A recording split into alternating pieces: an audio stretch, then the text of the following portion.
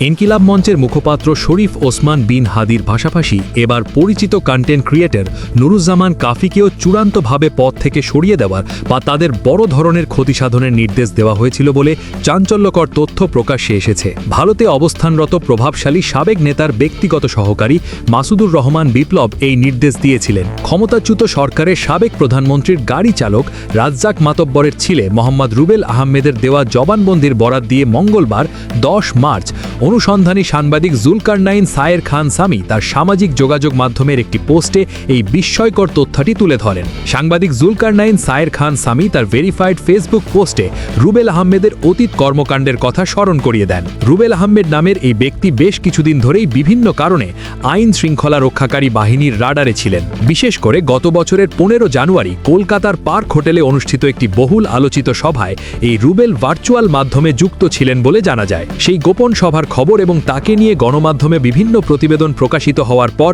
তিনি লোকচক্ষুর অন্তরালে চলে যান। অভিযোগ রয়েছে আত্মগোপনে থাকা অবস্থাতেই তিনি রাজধানী ঢাকা এবং দেশের অন্যান্য স্থানে নানা ধরনের অস্থিতিশীল পরিবেশ তৈরির অপচেষ্টায় সক্রিয়ভাবে যুক্ত ছিলেন। এই ধরনের অস্থিতিশীল তৎপরতার কারণে তার উপর পুলিশের নজরদারি বাড়ানো হয়। ফলশ্রুতিতে গত বছরের 18 ফেব্রুয়ারি গভীর রাতে ঢাকা মেট্রোপলিটন পুলিশের তেজগাঁও বিভাগের উপ পুলিশ কমিশনার ইবনে মিজানের সার্বিক নির্দেশনায় একটি বিশেষ অভিযান পরিচালিত হয়। মোহাম্মদপুর জনের এডিসি, এসি এবং মোহাম্মদপুর থানার ভারপ্রাপ্ত কর্মকর্তার নেতৃত্বে পরিচালিত এই অভিযানে রাজধানীর বসিলা মেট্রো হাউজিং এলাকা থেকে রুবেলকে প্রথমবার গ্রেফতার করা হয়। তবে আইনি প্রক্রিয়ার মাধ্যমে গত বছরের 30 এপ্রিল তিনি সুপ্রিম কোর্ট থেকে জামিন লাভ করে বেরিয়ে আসেন। জামিনে মুক্ত হওয়ার পর পুরো বিষয়টি নতুন দিকে মোড় নেয় চলতি বছরের 21 জানুয়ারি। এদিন মধ্যরাতে জামিনে থাকা রুবেল আহমেদকে রাজধানীর অদূরে কেরানীগঞ্জ এলাকা থেকে আবারও গ্রেফতার করে পুলিশ। এই দ্বিতীয় গ্রেফতারের পেছনের কারণটি ছিল অত্যন্ত তাৎপর্যপূর্ণ।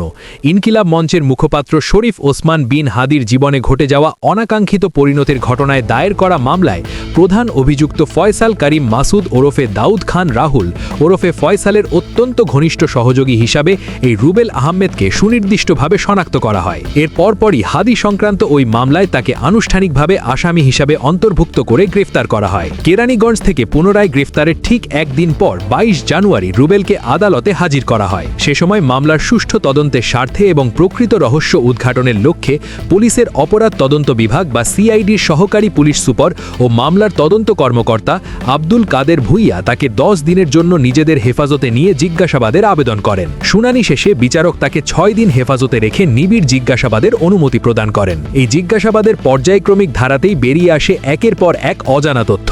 রুবেলের জবানবন্দি থেকে স্পষ্ট হয় যে কেবল শরীফ ওসমান বিন হাদিই নন, তাদের লক্ষ্যের তালিকায় ছিলেন কন্টেন্ট ক্রিয়েটর নুরুজ্জামান কাফিও। এই দুজনকে তাদের স্বাভাবিক কাজ থেকে চিরতরে সরিয়ে দেওয়ার জন্য দেশের বাইরে থেকে সুনির্দিষ্টভাবে নির্দেশ পাঠানো হয়েছিল। এই পুরো পরিকল্পনাটি বাস্তবায়নের নেপথ্যে যারা কলকাঠি নেড়েছিলেন তাদের মধ্যে মাসুদুর রহমান বিপ্লবের নাম স্পষ্টভাবে উঠে এসেছে। তদন্তকারী কর্মীদের মতে রুবেলের এই জবানবন্দি পুরো ঘটনার তদন্তে একটি বড় মাইল ফলক। নেপথ্যের নির্দেশদাতারা দেশের বাইরে অবস্থান করলেও তাদের স্থানীয় সহযোগীরা কিভাবে দেশের ভেতরে এমন বড় ধরনের ছক কাটতে পারে সেটি এখন অনেকটাই স্পষ্ট।